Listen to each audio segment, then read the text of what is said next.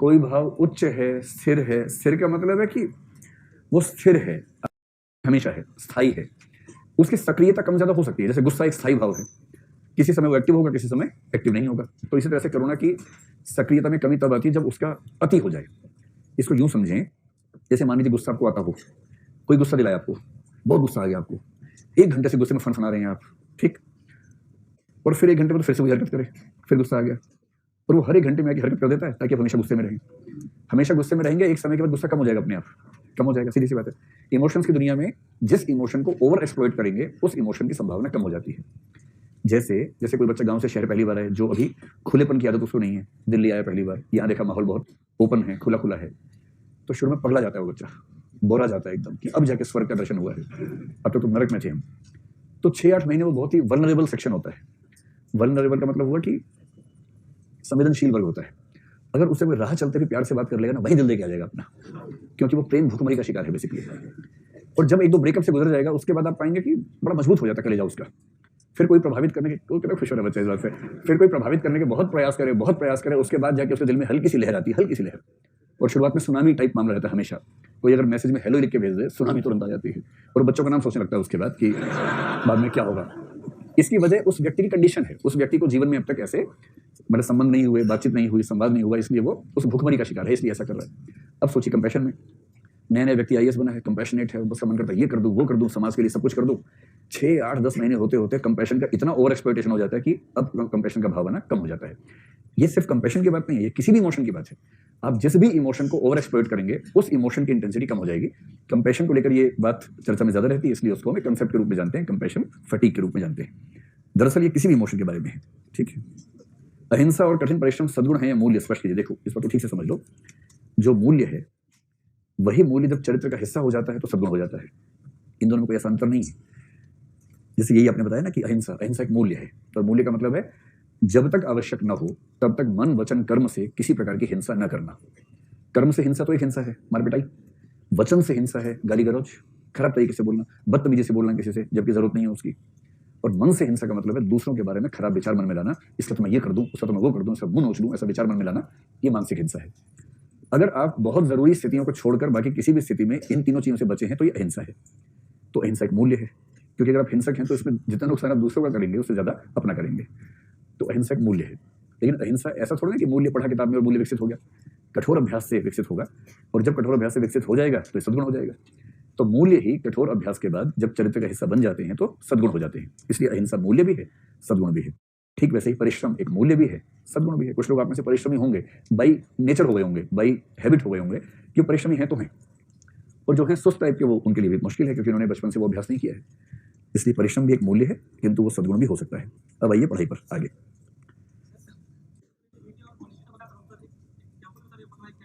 Integrity और honesty में example में कुछ फंस रहा है मामला, बताओ क्या एग्जांपल है? हाँ,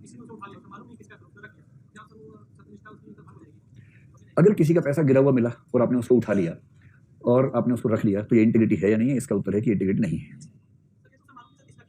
तो ऐसे मामले में आपको वो पैसा पैकेट में बंद करके पुलिस स्टेशन में जमा कर देना चाहिए। इंटीग्रिटी उस क्षण में बरती गई ऑनेस्टी है जिस क्षण आपको पता है कि कोई आपको देख नहीं रहा है। जब किसी ने देख लिया उस समय आप ऑनेस्ट थे तो सामान्य बात है। जिस समय कोई आपको देख नहीं रहा, ये गारंटी है कि कोई आपको देखेगा नहीं, उस समय भी ईमानदारी बरती तो इंटीग्रिटी है। यदि आपको किसी का फोन मिल गया, कुछ पैसा मिल गया, पर्स मिल गया, मतलब मेरा अपना अनुभव बड़ा अच्छा है। मेरा जीवन में एक ही बार पर्स चोरी हुआ है, गुम हुआ, जो भी हुआ एक ही बार ऐसा हुआ। और कुछ दिनों के बाद क्या हुआ, उसमें से पैसे तो निकाल लिए भाई जो भी था, क्योंकि जब पर्स चोरी हो जाए तो ज्यादा चिंता डॉक्यूमेंट्स की होती है। ड्राइविंग लाइसेंस उसमें है, कुछ और डॉक्यूमेंट्स हैं, आधार कार्ड वगैरह सब चीजें उसमें होती हैं, चिंता उसकी ज्यादा रहती है। फिर से कैसे बनवाएं उन सबको। जो भी व्यक्ति था बड़ा सज्जन था, उसने पैसे निकाल लिए, एक चिट्ठी लिखी, मेरा नाम लिखी, क्योंकि उसमें कार्ड मिल गया तो नाम पता लग गया, एड्रेस मिल गया।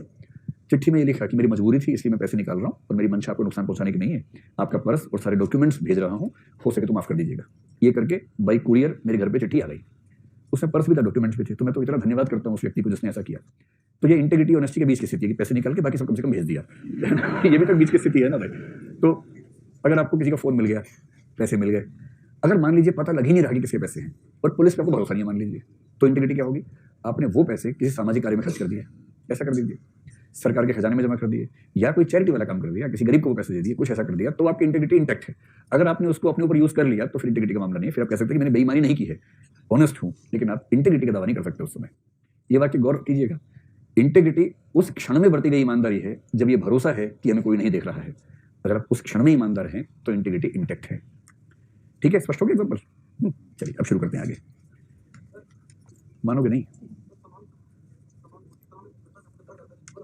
हाँ, समानुभूतिक तनाव में जब बढ़ जाता है तनाव का स्तर, जीवन कठिन हो जाता है, यानी कि आप लगभग एक तरह से एंग्जाइटी की स्थिति में चले जाते हैं। एंग्जाइटी एक साइकोलॉजिकल स्टेट है जो एक समय के बाद साइकोसोमैटिक डिसऑर्डर बन जाती है।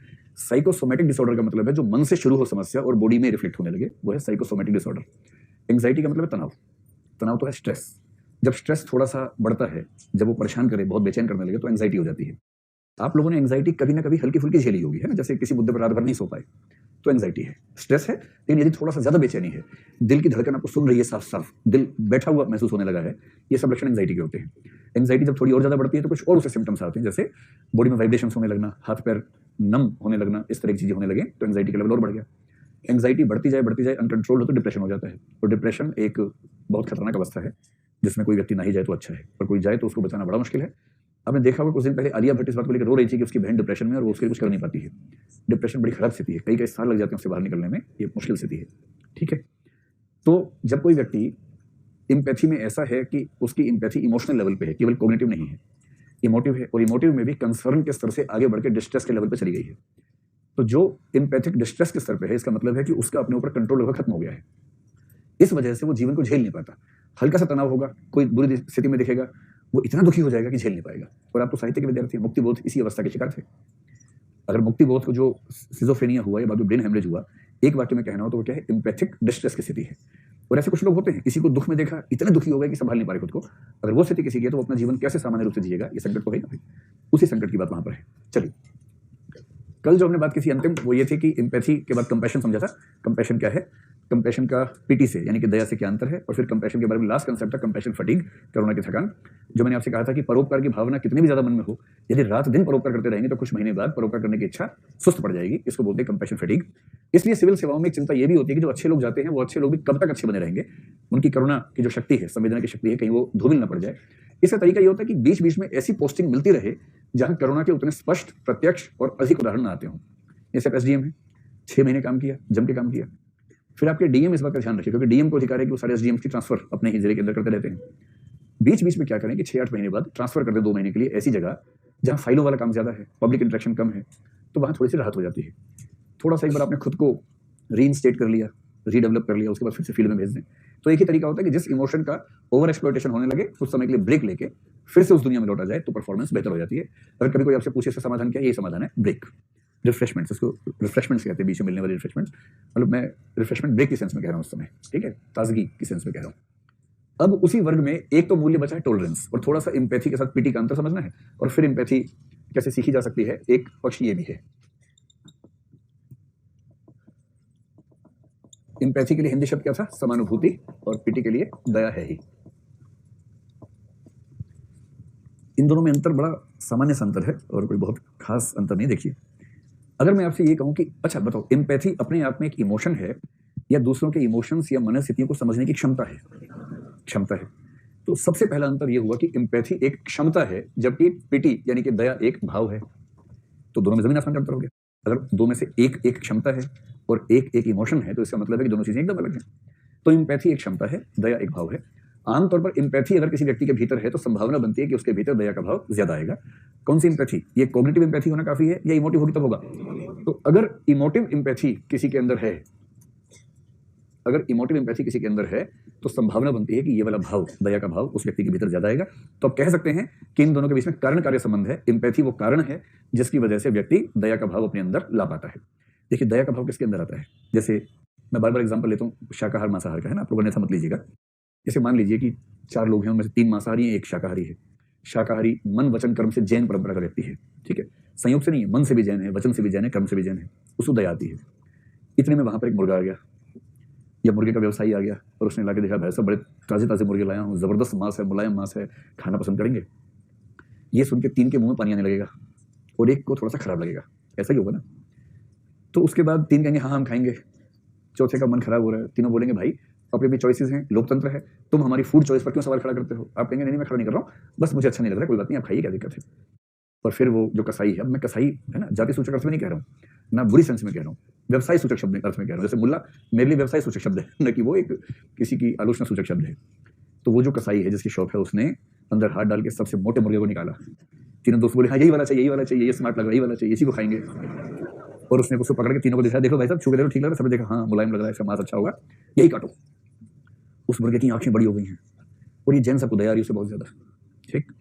और उसके बाद कसाई ने क्या किया, उठाया अपना तलवार या चाकू और खचाक से मारा। और उसके बाद का थोड़ी देर के बाद छील छाल के बोला, हुजूर बड़ा सही मांस निकला है इसका, गजब अंतड़ियां है, मजा आ जाएगा खा के आपको, बहुत स्वादिष्ट है, देख के ही लग रहा है स्वादिष्ट, ठीक है। अब मैं आपसे जानना चाह रहा हूँ, जो चौथे भाई साहब हैं जिनको दया आ रही है, भाई साहब बहन जी जो भी हैं उनको दया आ रही है, उनको दया आ रही है, तो ये कैसे हो रहा है? इसके दो पक्ष हैं।